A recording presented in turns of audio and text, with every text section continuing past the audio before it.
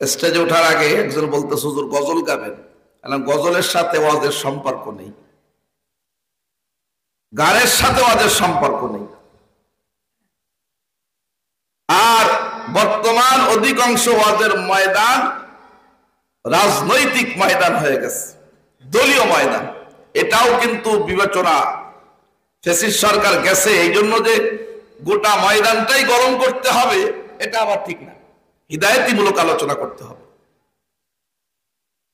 এখন জুনিয়র যারা আছে তারা উত্তর দক্ষিণ অত চেনে না, বিদায় এরকম করে। আলোচনার মধ্যে যদি আলোচক শ্রোতা উভয় যদি মত বিনিময়ের মাধ্যমে আলোচনা করা হয়, শোনা হয়, তাহলে এটা বোধগম্য, বুঝি আসে। কথা বলে নাইলে আমি চোখ বুঝে আলোচনা করলাম, চোখ খুলে দেখি একজন বসে রয়েছে, তো দোয়া করতেছে যে আল্লাহ পাকে কি হিদায়াত দিছে। কয় হুজুর আমিও চলে যেতাম, আমি মাইকের জন্য বসে রয়েছি। আমি বললাম মাইকওয়ালা, এমন না হয়। আজকে যুগীপুল গোরস্থানের পাশে মাহফিল, যদিও মাদ্রাসা কিটিং করা হয়েছে, কিন্তু পাশেই তো গোরস্থান। এই গোরস্থানে যারা আজকে ঘুমিয়ে আছে তাদের প্রত্যেকের স্বজন এখানে আসা দরকার ছিল। এখানে যখন মাহফিলে দোয়া হবে তখন এই গোরস্থানের সকলের জন্য দোয়া হবে। আপনি বাড়ি গরু জবাই করে এত লোক, সলিড লোক পাবেন না যারা ওয়াজে আসবে। পেট ভরে গোশ খাওয়াবেন, সলিড লোক পাবেন না। মাহফিলে যারা আসবে তারা উযু কালাম করে সুন্নতি লিবাসে সজ্জিত আসবে, বাহির থেকে মেহমান আসবে। এদের নিয়ে যদি দোয়া করা হয় তাহলে গোরস্থানে যারা ঘুমিয়ে আছে তাদের কবরে আযাব মাফ হবে। কোরআনুল কারীমে 114টি সূরার 39 নম্বর সূরা হলো সূরা আস-সুমার। এই সূরা সুমারের থেকে আমি 9 নম্বর আয়াতের শেষ টুকরা তিলাওয়াত করেছি। এই আয়াতের আলোকে কিছু কথা বলে আমি যাব চলে। কথাগুলি শুধু মোবাইলে রাখবে না তুলে, মোবাইল হারাইলে সব যাবেন ভুলে। কথাগুলি অন্তরে রাখবো তুলে, মৃত্যু পর্যন্ত। তাহলে আমরা কথাগুলি যাব না ভুলে। কে কে রাজি আছেন? ওয়াদা দেয়, হাত দুই কানা তুলি। আল্লাহু আকবার। আর একটু আস্তে আল্লাহু আকবার। কিসের লড়াই করবেন ময়দান আপনারা? বুঝতেছি না তো। আসেন মুজাহিদ সাহেব, মাওলানা মুজাহিদুল ইসলাম ভাইজান, আপনারা শুনতে যাবো, আসেন। আপনারা কথা বুঝতেছেন? এতগুলি মানুষ আপনারা তো স্লোগান দিলেন, মনে হলো এর মধ্যে মুসলমান আছে কিনা সন্দেহ। পিছনে বলবো, অসুবিধা নাই। আপনারা জানেন টোটাল যুদ্ধ করেছেন আমার রসুল 66 যুদ্ধ। কয়টা যুদ্ধ? জোরে বলেন কয়টা? তার মধ্যে 23টি যুদ্ধে, যার নাম গজওয়া, আল্লাহ রসুল নিজেই সেনা প্রধান ছিলেন। আর 43টি যুদ্ধ যাকে সারিয়া বলা হয়, রসুল সেনা প্রধান ছিলেন না, কিন্তু উনি যাকে সেনা প্রধান নিয়োগ করেছেন তারাই যুদ্ধ পরিচালনা করেছেন। এই 66টি যুদ্ধের মধ্যে প্রত্যেকটা যুদ্ধে মুসলমান ছিল কম, কাফের ছিল বেশি। কথা বলেন কি? মুসলমান ছিল মেজরিটি যুদ্ধ মুসলমানদের পক্ষে বিজয় আসছে। কিন্তু একটা মাত্র যুদ্ধ, যেই যুদ্ধে মুসলমান ছিল 12,000 ওয়াল কুফারু 4,000, কাফের ছিল মাত্র 4,000। মুসলমান কত হাজার? কাফের। তাহলে কাফের থেকে মুসলমান কয় গুণ বেশি? 3 গুণ বেশি। মনে মনে সে খুশি। আল্লাহ কয় তোরা খাবি কাফেরদের হাতে খুশি, আমি হব না দোষী। লাকাদ নাসারাকুমুল্লাহু ফি মাওয়াতিন কাসীরাতিন ওয়া ইয়াওমা হুনাইন ইযা আযাবাতকুম কাসরাতুকুম ফালাম তুগনি আনকুম শাইআ وضاقت عليكم الأرض بما رحبت ثم وليتم مدبرين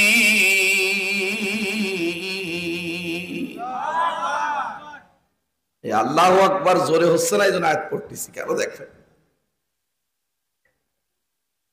ثم أنزل الله سكينته على رسوله وعلى المؤمنين وأنزل جنودا لم تروها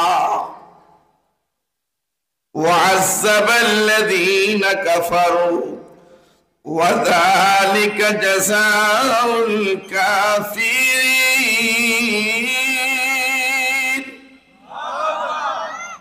এই আয়াত সূরা তাওবার একখানা আয়াত। এই যুদ্ধে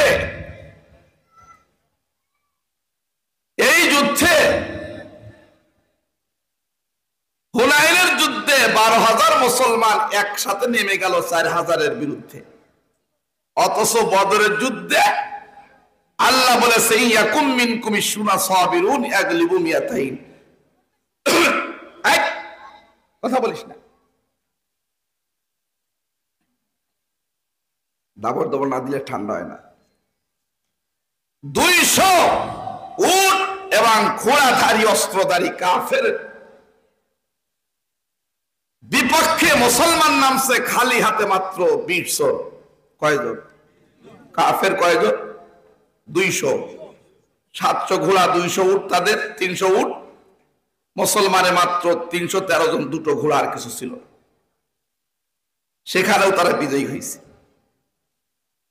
وَيَكُنْ مِنْكُمْ مِائَةٌ يَغْلِبُوا أَلْفًا مِنَ الَّذِينَ كَفَرُوا بِأَنَّهُمْ قَوْمٌ لَا يَفْقَهُونَ।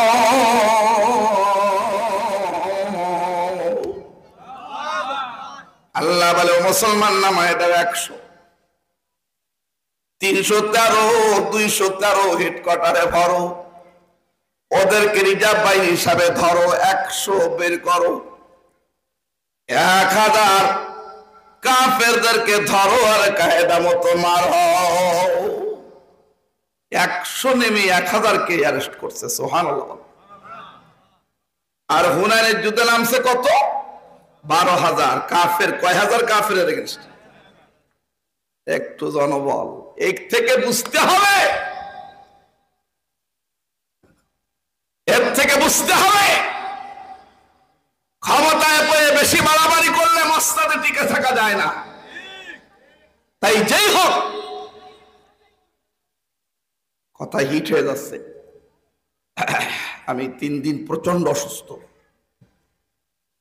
আমি দোয়া করছি আল্লাহ কথা বলতে পারি কিনা, বলাবার মালিককে।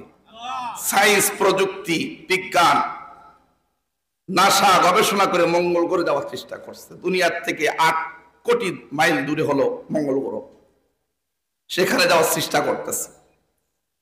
চন্দ্রের তো আগের থেকে গেছে, এত কিছু করতেছে, কিন্তু মানুষের কথা কোথা থেকে তৈরি হয় আজ পর্যন্ত কোনো বৈজ্ঞানিক আবিষ্কার করতে পারবে?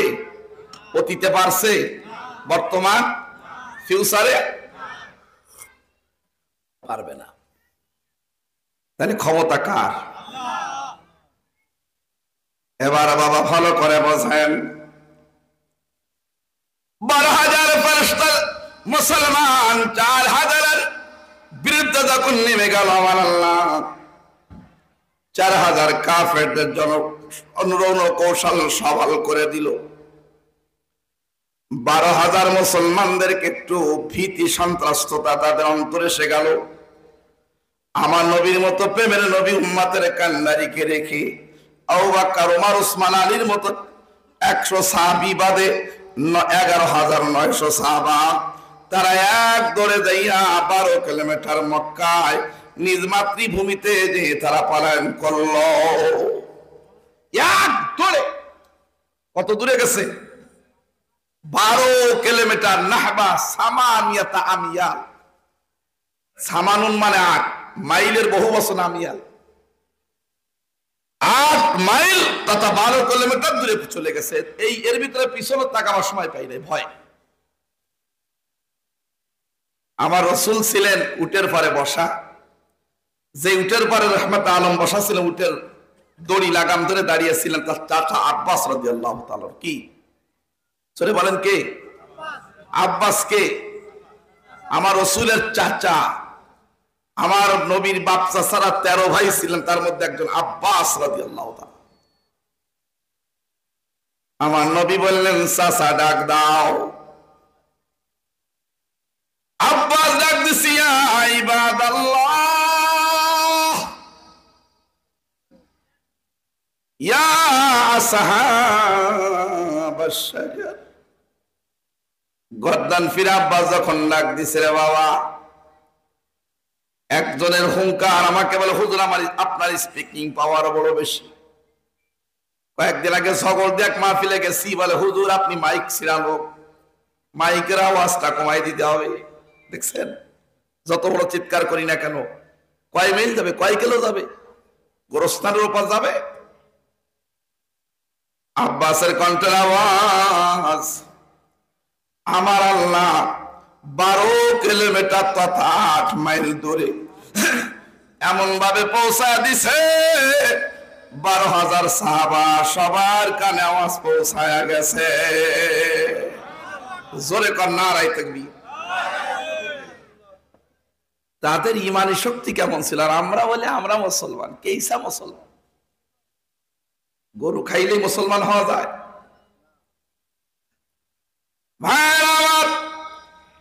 এর পিছনে কারণ তাদের ইমানি শক্তি কি ছিল? আমাদের ইমানি শক্তি দুর্বল। এমন দুর্বল, মুসলমানের ঘরের সন্তানদেরকে আমরা দিন শিখাইতে চাই না।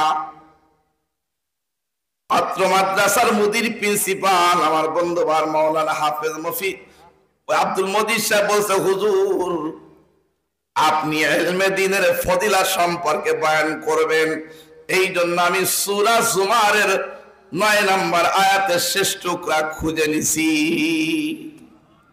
আল্লাহ কয়, হাল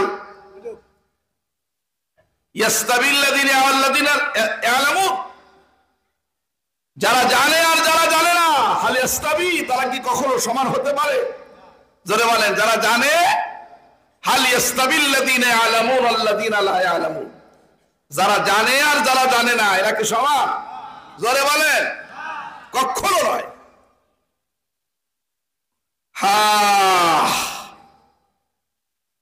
সময় কত জানি না, সাবজেক্ট তো যা দিছে, সংক্ষেপ একটা বোঝ আপনাদেরকে দিই।